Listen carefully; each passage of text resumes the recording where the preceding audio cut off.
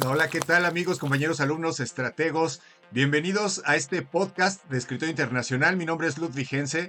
Bienvenidos a este espacio que tenemos en Escritor Internacional, en donde después de la clase platicamos lo que está pasando en el mundo, lo conectamos con la historia, hacemos comentarios y hacemos actualizaciones de las noticias de lo que está sucediendo para entender qué es lo que pasa en el mundo. Entonces, bienvenidos a este espacio. Vamos a platicar en esta ocasión. Bueno, vamos a hacer una actualización, ¿no? Porque hemos estado revisando desde que comenzó este conflicto en Irán, y Israel y Estados Unidos, ¿no? Esta guerra que tiene apenas, 15 días. Hemos estado analizando varias perspectivas, ¿no? De este conflicto. Hemos ido analizando algunos elementos de los actores internacionales de Irán, de Estados Unidos, de Israel, para poder entender los objetivos que pueden tener estos países para la guerra.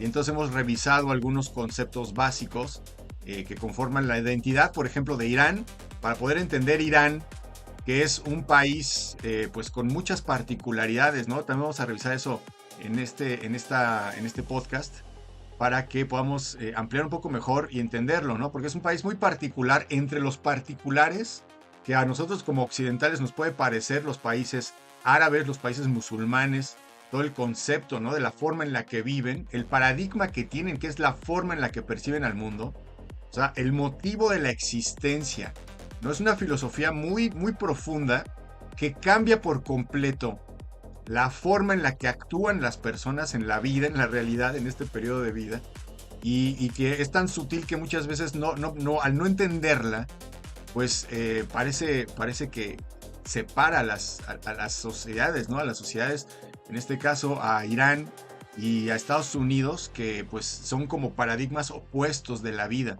Y esto se va a ver muy, muy reflejado, o se ve muy reflejado en estas marchas que han tenido los iraníes a lo largo del país, que están defendiendo su causa, porque ellos tienen muy arraigado el concepto del martirio, ¿no? El concepto de perder la vida en función de un movimiento, en este caso, pues religioso, ¿no? Un sentido que va más allá de esta existencia. Es para ellos parte de su identidad, de su cultura, de su forma de interpretar al mundo. Y bueno, vamos a platicar esto porque justamente en este conflicto que está, pues también dijimos la vez pasada, es un momento en el que no podemos confiarnos de la información que vemos, porque los medios de comunicación pues tienen intereses, y además los mismos gobiernos pues no dan toda la información porque están en un momento en el que tienen que proteger su seguridad. Pero desde fuera nosotros podemos ir viendo qué es lo que está ocurriendo con respecto a los discursos que van diciendo los gobernadores, y podemos ver que esta guerra pues está un poco yéndose de las manos de Estados Unidos. Y vamos a ver estos discursos, ¿no? Entonces por eso decíamos la vez pasada que hay que tomar en consideración eso para no creerse completamente el discurso de alguno de los medios de comunicación. Entonces vamos a hablar de todo esto en este podcast de Escritor Internacional. Bienvenidos.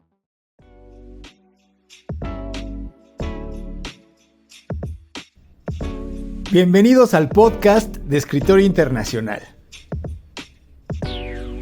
Un espacio después de clases donde platicamos sobre los acontecimientos más importantes para entender lo que pasa en el mundo.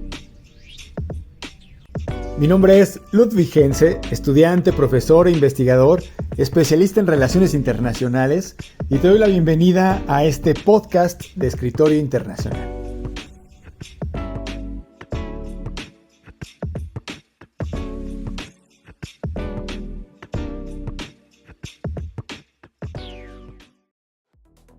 Bueno, al presente vamos unos 14 días aproximadamente. Bueno, el primer ataque de Estados Unidos ocurrió el último día de febrero, ¿no? El 28 de febrero. Y a partir de ahí pues comenzó la guerra. Y entonces lo que llevamos prácticamente, ¿no? Desde el 1 de marzo más un día es la duración del conflicto.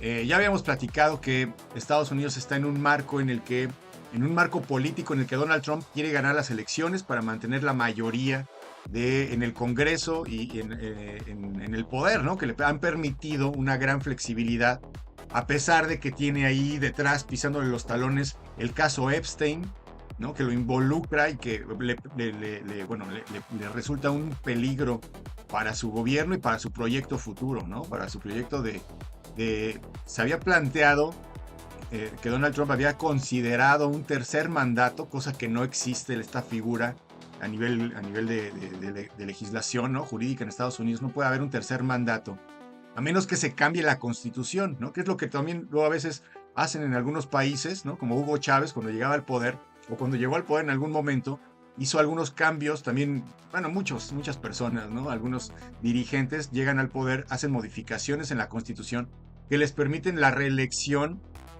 o la permanente, ¿no? O se aplican, se permiten varias reelecciones y bueno, ahí se mantienen en el poder durante mucho tiempo, ya con el permiso legal. Bueno, en Estados Unidos todavía no existe, pero se estaba planteando el concepto, ¿no? Para que Donald Trump pues, tuviera este poder más tiempo. Y también se estaba considerando, bueno, se considera actualmente a J.D. Vance, el vicepresidente, como el próximo candidato a la presidencia de Estados Unidos para mantener esta continuidad del pensamiento trumpista y todo lo que implica. Entonces, en este marco, Estados Unidos, Donald Trump, pues lanza esta guerra en contra de Irán. Hemos estado viendo que Israel ha presionado mucho a Estados Unidos, que realmente a Donald Trump y a Estados Unidos en realidad no le convenía esta guerra, ¿no? También habíamos visto que Estados Unidos se está replegando en esta nueva estrategia de orden mundial, se va replegando a su hemisferio, lo que nos implicaba pues el peligro a todos los que vivimos en América en el sentido de la doctrina Monroe, ¿no?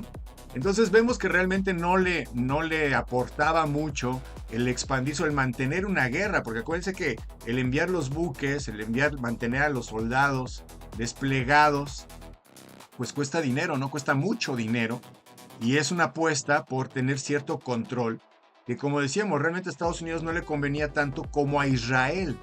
A Israel sí le conviene muchísimo porque está en el centro del Medio Oriente y también ya revisamos algunos elementos de la historia de Israel para entender que quieren expandirse, ¿no? Que también tienen esta idea, sobre todo el gobierno que tiene actualmente Netanyahu, que quiere expandirse hacia un concepto del Israel, del gran Israel, ¿no? Que abarca gran parte de Siria, gran parte del Líbano, gran parte de toda Jordania prácticamente, ¿no? Arabia Saudí, también parte de Arabia Saudí, bueno, toda la parte del gran Israel, desde el río Nilo y el Éufrates, ¿no? Este gran proyecto, bueno, también ya lo fuimos revisando en su momento. Y entonces veíamos que en el momento actual, a Estados Unidos no le conviene este despliegue. Y también habíamos analizado cómo Israel pues tiene estos intereses inmiscuidos, digamos, insertos en la política estadounidense, ¿no? Por medio de los lobbies israelíes que manejan muchísimo dinero, que manejan una gran cantidad de empresas que cotizan en la bolsa de valores y que tienen gran control de la economía estadounidense y que además, por medio de varios proyectos, acuérdense del AIPAC, que también hablamos, AIPAC, que es esta think tank también, bueno, esta es una organización que también desarrolla think tanks que moldean, digámoslo así, no educan a generaciones que después colocan en puestos clave del gobierno y que permiten cierto movimiento hacia los intereses de Israel, ¿no? Así contándolo muy rápidamente. Y entonces los intereses de Israel pesan mucho en el gobierno estadounidense. Entonces la historia nos va diciendo que sí hay mucha presión por parte de Israel, aunque obviamente ya entrevistaron a Netanyahu y en algún momento Netanyahu dijo que no era posible, ¿no? Que Donald Trump era imposible de manipular y que realmente él no ejercía presión. Pero hemos visto también, ya estudiamos parte de los motivos del caso de Epstein y cómo la teoría dice que parte de estos archivos o parte de este objetivo de todo este clan de Epstein, de mantener a gente muy importante con estas pruebas acerca de la interacción con estas víctimas, ¿no? de este caso, y que les permite el chantaje, ¿no? En futuro a estas personas, y este sería el caso de Donald Trump, en el que este tipo de chantaje, porque está Donald Trump vinculado, ¿no? En este caso, le permitiría tener esta información al Mossad, que es la inteligencia israelí, que es manejada pues, por el círculo cercano de Benjamín Netanyahu, que está a favor de todo este proyecto del Gran Israel y del enfrentamiento directo con Irán, ¿no? Lo que busca Israel es derrumbar a este gobierno teocrático de los ayatolás, definitivamente para poder él colocarse como una gran potencia regional, ¿no? Dominar totalmente, que Irán es el único país que le representa este conflicto. Los demás vecinos los tiene bastante dominados, ¿no? Acuérdense de las guerras que ha sostenido Israel a lo largo del tiempo, con Jordania, con el Líbano, con Siria, y cómo tiene el control de todo esto, ¿no? Bueno, eso ya también lo hemos platicado, y es uno de los motivos de Israel. Entonces veíamos cómo se va desdibujando un poco este motivo por detrás de bambalinas, ¿no? Como Israel, como decíamos, está presionando al gobierno de Donald Trump para haber avanzado en este conflicto que, pues conocemos el análisis, pues si decimos no le conviene a Estados Unidos estar gastando tanto dinero, y sobre todo en una guerra que puede ser muy, muy larga. Y ya estábamos viendo por qué podía ser muy larga. Ya estábamos viendo algunos de las consecuencias, ¿no? Lo primero que hacen los iraníes es cerrar el estrecho de Hormuz, ¿no? Esto ya lo hemos seguramente escuchado por todos lados. El estrecho de Hormuz es un pedazo de franja marina, o sea, un pedazo en donde pasa muy cerca, pues es parte del territorio marítimo de Irán, y entonces tiene control, y por ahí pasa el 20% de todo el crudo del mundo, ¿no? Y además transporte marítimo de otro tipo de comercio, ¿no? Sobre todo de comida. También hemos visto los países árabes, acuérdense que ahí está Arabia, pues sí, Arabia Saudí, no dejan de ser desiertos, ¿no? Qatar, todos estos lugares no dejan de ser desérticos, y la producción que puedan tener de alimentos es mínima en comparación de la que requieren. Entonces lo que tienen ahí es petróleo, por eso son lugares y gobiernos muy prósperos económicamente, ¿no? Porque venden el petróleo y entonces compran la comida y el agua y todo esto para poder sobrevivir, y por ahí pasa, ¿no? Por este estrecho que Irán tiene la posibilidad de cerrar a nivel militar. O sea, ha amenazado en estos días con cerrar. Cerrar quiere decir que puede bombardear a los que pasen por ahí. Incluso se ha hablado de que ha decidido minar algún tramo de este estrecho de Hormuz, Irán, para evitar lo que busca Irán, lo que hemos estado viendo que Irán busca en esta guerra, en la que pues evidentemente no le puede ganar de forma directa con armas, ¿no? A Estados Unidos. Estados Unidos tiene una infinidad de armas muy poderosas, aunque Irán también, ¿no? Irán tiene el misil hipersónico indetectable, que puede destruir grandes complejos industriales, militares. O sea, tiene un arma importante, ¿no? Tiene varias armas importantes. Ya dijimos que Irán también es experto en drones, ha desarrollado sus propios drones, incluso le vende a Rusia drones, ¿no? Drones militares, y en esto también es experto. Y bueno, en otro tipo de armas, ¿no? Que también ha estado desarrollando desde toda la vida también, ¿no? El armamentismo dentro del gobierno de los ayatolás existe desde que existen los ayatolás, ¿no? Acuérdense de la revolución en el 79, en la revolución islámica, y en ese momento lo primero que hace el ayatolá, una de las primeras cosas, es crear la Guardia Revolucionaria, que es una guardia militar.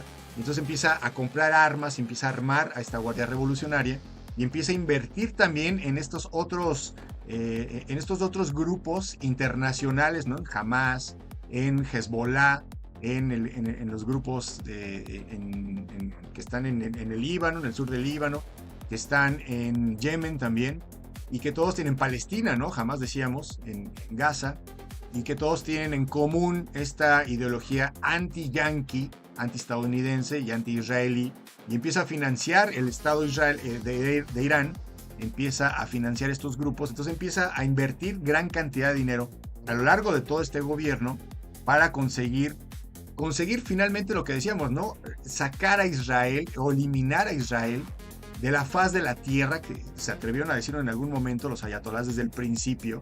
Y entonces por eso es que Israel de alguna manera lo considera como una amenaza directa, ¿no? Y lo toma como una amenaza directa creíble, y por lo tanto busca eliminar por completo a este régimen de los ayatolás. Bueno, ahí estaban, ¿no? Estaban haciendo esta cuestión, esta guerra, esta preparación que tiene pues Irán desde hace mucho tiempo.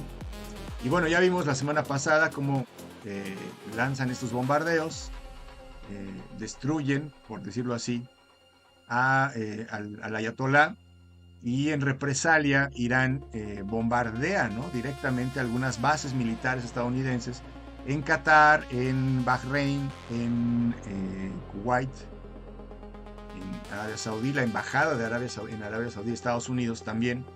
Se preguntaban algunos, ¿no?, o decían también que por qué estaba invadiendo Irán, porque estaba bombardeando otros países. Y no es que esté bombardeando otros países, estaba bombardeando los intereses de Estados Unidos en esos países. Las bases militares, en donde obviamente pues, Estados Unidos tiene personal militar, tiene armas, tiene radares, está todo alrededor de Irán, ¿no? Están controlando todos los movimientos de Irán, porque es un proyecto de largo plazo, ¿no? Ya habíamos dicho la importancia de la paciencia, ¿no?, y de los proyectos estatales, que no son en un año, en 2, en 10, a veces pasan varias generaciones. A veces, como en el caso de Israel, también decíamos, ¿no?, la dinámica, o digamos el paradigma, el discurso israelí, es que ellos han estado vagando pues durante 2000 años en el mundo, y que ahora pues están buscando establecerse en un país propio. Y pues todo este discurso, ¿no? O sea, tienen 2000 años, digamos, de proyecto nacional, y se puede consolidar en cualquier momento según este gobierno, ¿no?, el gobierno de Netanyahu. Entonces parte también de la estrategia que Israel está buscando aplicar, por eso el enfrentamiento con Irán. Y entonces decíamos que Irán busca pues resistir, ¿no? No va a poder enfrentar directamente, sabe que tiene armas muy buenas, no puede enfrentar directamente a Estados Unidos, que además pues, está lejísimo, y no le alcanzan las armas hasta allá. Entonces por eso empieza a desmantelar, digámoslo así, la primera parte de la guerra desde Irán, es desmantelar a los diferentes bases militares que tiene instalado Estados Unidos en otros países, y que se vuelvan del lado, o que negocien, ¿no?, con Irán directamente esta guerra, y que presionen por el lado económico a Estados Unidos. Y parece que está funcionando. Por eso decíamos que Estados Unidos parece ser que no había contemplado la duración del conflicto, ¿no? Había pensado, o se había especulado que esta guerra, bueno, siempre, pues nadie quiere una guerra larga, ¿no? Todos les gustaría una operación quirúrgica tipo Venezuela, extraer a Nicolás Maduro y seguir adelante. Y entonces parece ser que Estados Unidos pensaba que al eliminar al ayatolá Khomeini iba a apoyar al vencimiento de este régimen en Irán. Incluso salió varias veces en las noticias, ¿no?, en algunos comunicados, a hablarle directamente al pueblo iraní, y decirle que era el momento de coyuntura, que tenían que levantarse en ese momento para poder erradicar o destruir, digamos, este gobierno tan prolongado de los ayatolás. Y aquí es donde también veíamos cómo es que la información se tergiversa, ¿no?, y cómo es que hay mucha manipulación. Obviamente nosotros en Occidente pues recibimos, sobre todo, a menos que uno empiece a indagar, pero sobre todo, ¿no?, de cajón recibimos la información de los medios occidentales, de Estados Unidos, de los medios nacionales, que también van pues monitoreando ciertas noticias con ciertas tendencias. No vemos el lado opuesto, ¿no? No vemos la opinión de los iraníes, porque son considerados terroristas, ¿no? Son considerados de lo peor, y pues nos perdemos ahí la mitad de la historia. Pero veíamos cómo en estos bombardeos, y también ya nos resulta un poco lógico, ¿no?, cuando Estados Unidos empieza a bombardear Irán y empieza a asesinar civiles, ¿no? Acuérdense de lo que sucedió en el kinder bueno, en una escuela, ¿no?, en Irán, donde destruyeron también a una gran cantidad de niñas. Y entonces esto lo que provoca a nivel de nación, pues es aliarse en contra del enemigo, ¿no? Este fenómeno lo hemos visto a lo largo de la historia, como incluso varios partidos políticos de diferentes tendencias, diferentes ideologías o filosofías. En el momento en el que hay una invasión de un tercer país, de un imperio, lo más común es que se alíen en el interior, ¿no? Incluso dijimos hace poco también, poníamos el ejemplo de Fox, de Vicente Fox, el expresidente en México, candidato del PAN, que el fenómeno de lograr su presidencia, bueno, obviamente hay que analizar muchos aspectos, ¿no? Pero el fenómeno Fox era que no toda la gente era panista, no toda la gente estaba a favor realmente del candidato, pero en México ya había vivido 70 años de dictadura de un solo partido político, que era el PRI, y entonces, con tal de tirar al PRI de estos 70 años de gobierno continuo, la mayoría de las personas votó por el PAN, ¿no? Y bueno, ya ahí la historia continúa porque ya vimos también el desarrollo de este partido político. Pero bueno, el fenómeno es que al momento en el que la gente percibe un enemigo exterior, suele unirse. Y este fenómeno lo estamos viendo precisamente en Irán, ¿no? A pesar de que había cierta clase burguesa en Irán que no estaba de acuerdo con el gobierno por los principios precisamente del capitalismo y de la libre empresa, etcétera, etcétera, y que estaban más cercanos al sistema democrático capitalista estadounidense y que incluso podían haber sido un gran nicho, ¿no? de influencia de Estados Unidos. Acuérdense que Estados Unidos busca estar infiltrado por medio de la policía secreta, por medio de observadores que están ahí de incógnito en los países para mandar informes y ir diciendo qué es lo que pasa, y en algunos casos organizar grupos de choque, grupos de personas que estén armadas y que en algún momento puedan organizar un golpe de Estado, ¿no? Esta es una táctica muy, muy, muy clásica, digámoslo así, de Estados Unidos. La hemos visto en América a lo largo de la historia. Y en este caso, igual, ¿no? En los demás países, en este caso Israel interviene porque está más cerca, ¿no? Entonces la policía secreta de Israel, que es la Mossad, igualmente, ¿no? La vemos inmiscuida, desarrollando tecnología de espionaje de punta, ¿no? La tenemos, esta tecnología de punta del espionaje la tenemos en todo el mundo, ¿no? Ahí ya, ¿no? Es otro tema, pero es muy importante. Entonces, toda esta información que recibimos nosotros occidentales, muchas veces viene ya, digámoslo así, permitida, no autorizada por los medios de comunicación, y por eso es que percibimos, decíamos, ¿no? Una parte de la historia.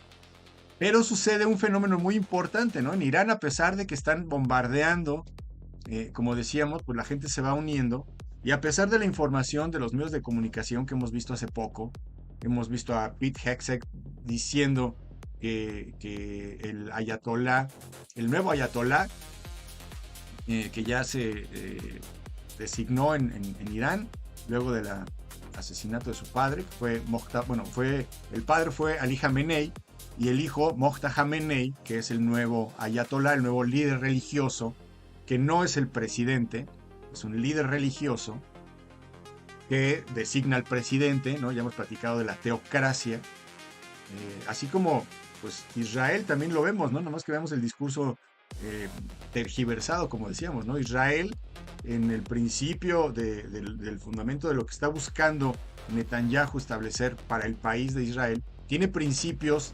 teológicos, ¿no? Se fundamentan en principios en los que, según las escrituras, Dios ha elegido al pueblo de Israel. O sea, es una interpretación particular del pueblo de Israel en este caso, ¿no? Y es una cuestión teológica, ¿no? Viene de la creencia particular de ese pueblo, así como Irán, de la misma manera. Ya habíamos platicado como Irán, rastreando el origen de esta tendencia islámica particular de los musulmanes en Irán, que son musulmanes chiitas, y que eso es una creencia, ¿no? Una creencia religiosa, más allá de los orígenes étnicos de Irán, que también ya los hemos rastreado. Hay varios grupos de personas, sobre todo son persas, que no son árabes, tienen pueblos alrededor de Irán que son árabes, y ellos, por eso es una particularidad entre las particularidades, ¿no? Porque son persas, hablan su propio idioma, que es el farsi. Entonces nosotros como occidentales de pronto vemos las letras y pareciera que es el mismo idioma, ¿no? Los que no hablan árabe y es como si nosotros viéramos en español, o ellos vieran en español, escrito en inglés. Ven el mismo abecedario, pero pues las palabras no las alcanzan a distinguir entre las que son de un idioma y de otro. Entonces ellos tienen su propio idioma en particular y tienen su propia cultura y su propio desarrollo. Esa historia también ya la platicamos la vez pasada, cuando hablábamos acerca del chiismo y de la separación de estas dos ramas del Islam. Y aquí algo muy importante, platicamos la vez pasada que la rama del chiita, de los chiitas, buscan que los líderes, en este caso religiosos, políticos, provengan del mismo árbol genealógico del profeta del Islam, de Mahoma, de forma directa, ¿no? Consanguínea. Y en general esto es lo que distingue a esta rama de los sunitas que también son musulmanes y que están en la mayoría de los países árabes o en todo el resto del mundo. La minoría son los chiitas, y estos chiitas se concentran en Irán. Entonces veíamos que debido a esta historia, ¿no? Esta separación, en algún momento los chiitas son diezmados, ¿no? Digámoslo así, son eliminados de una forma muy dramática. Y este elemento era la hija del profeta, ¿no? La hija Fátima, la hija directa del profeta del Islam, y su yerno y su descendencia son diezmados. Y entonces esto les da a estas siguientes generaciones chiitas, les da un significado muy profundo del martirio, ¿no? Del dejar esta vida, pues, ¿no? Y si es en el sentido de la religión, en el sentido de la justicia, en el sentido de la lucha, de la yihad, ¿no? La lucha religiosa entre el bien y el mal, ¿no? Ahí está el concepto un poco más teológico y abstracto. Pero de ahí viene, ¿no? El martirio les garantiza a los mártires, en automático les garantiza el paraíso.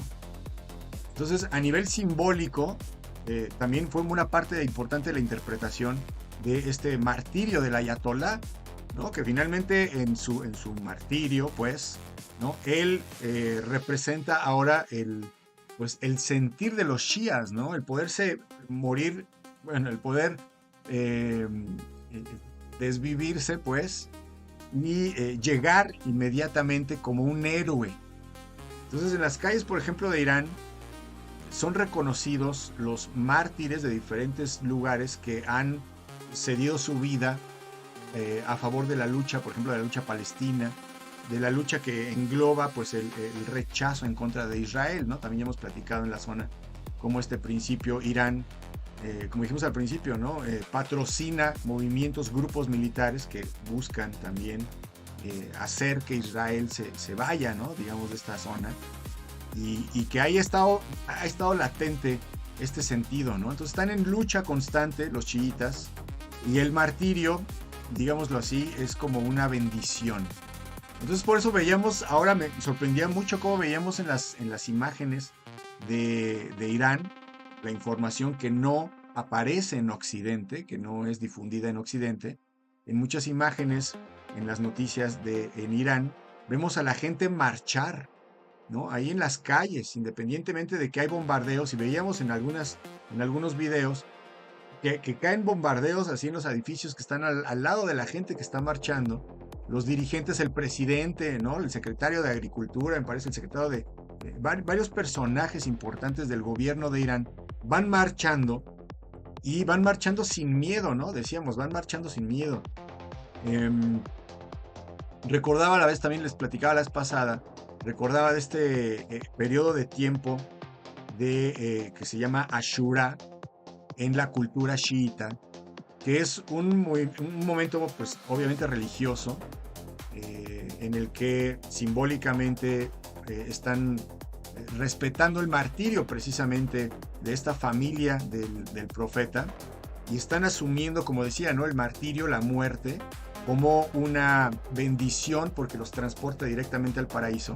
Y entonces de alguna manera buscan esta muerte, ¿no? La posibilidad de llegar a este fin de vida por medio de una causa justa, es algo muy anhelado en la cultura iraní, ¿no? Entonces veíamos, por ejemplo, la gente marchando en las diferentes calles, con los edificios ahí y caen los bombardeos. Y la gente no tiene miedo, ¿no? Lo decía ahí uno de los líderes, que la gente no tiene miedo, sigue marchando. De alguna manera buscan que estos misiles les peguen, porque en la medida que los peguen y mueran, pues van a ganarse el paraíso. Y esto lo dijimos también la vez pasada, es parte de un paradigma que en Occidente no alcanzamos a entender. O sea, para entender a los iraníes, en este caso a los ayatolás, sin necesidad de defender o sin necesidad de hacer algún favoritismo, o sea, es importante poder entender desde esa perspectiva.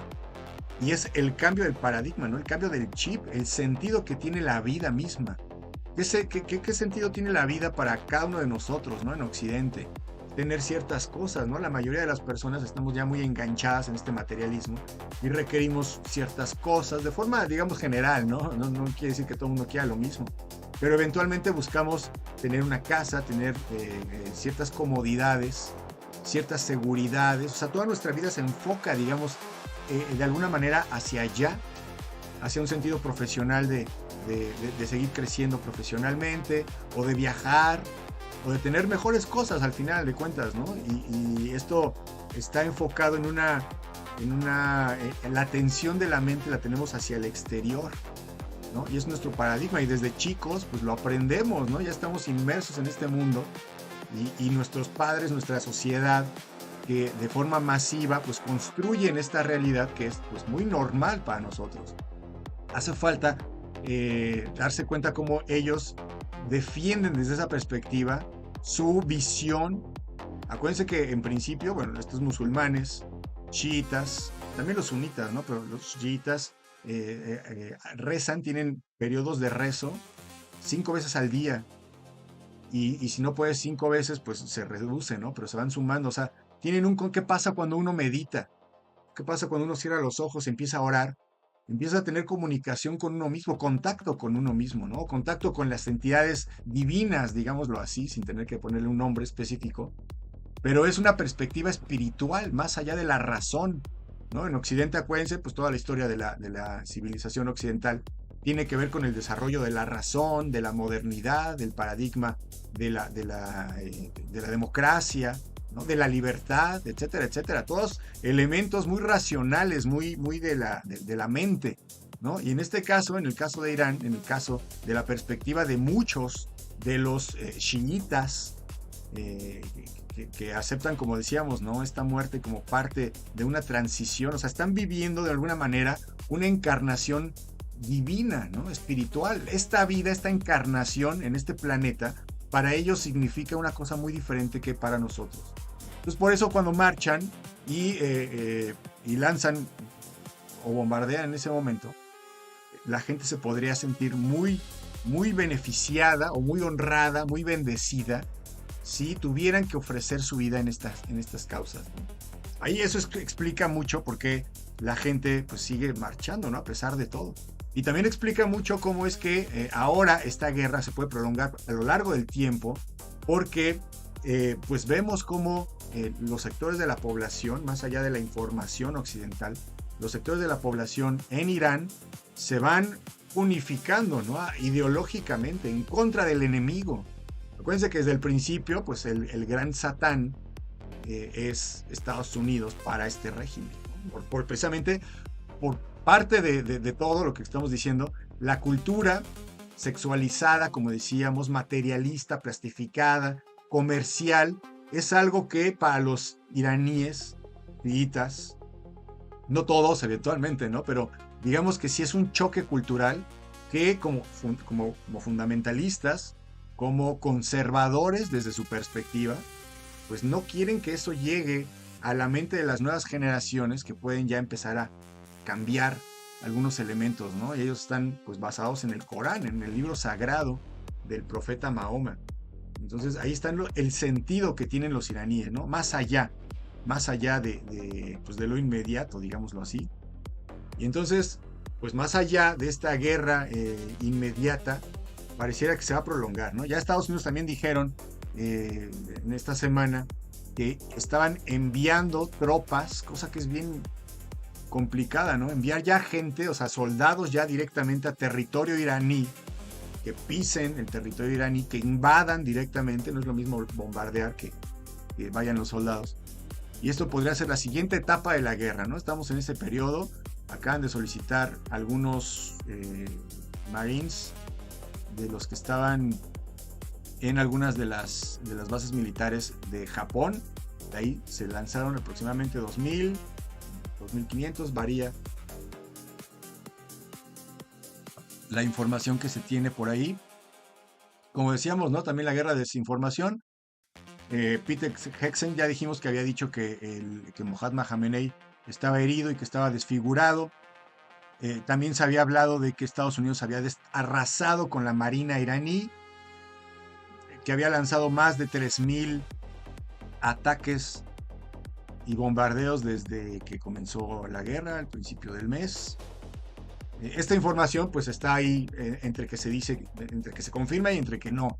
También se había dicho que el presidente Netanyahu, el primer ministro Netanyahu, había desaparecido y que posiblemente había fallecido, ¿no? En estos días, porque fue también muy famosa un video en donde daba precisamente un discurso muy religioso, ¿no? Hablando también de que la guerra es una guerra religiosa, lo que decíamos también de la parte en la que Israel es también una teocracia, bueno, no de forma fáctica, pero digamos que tiene ahí un principio teocrático del pueblo elegido de Israel que utiliza como su discurso, ¿no? Y que está vigente el día de hoy.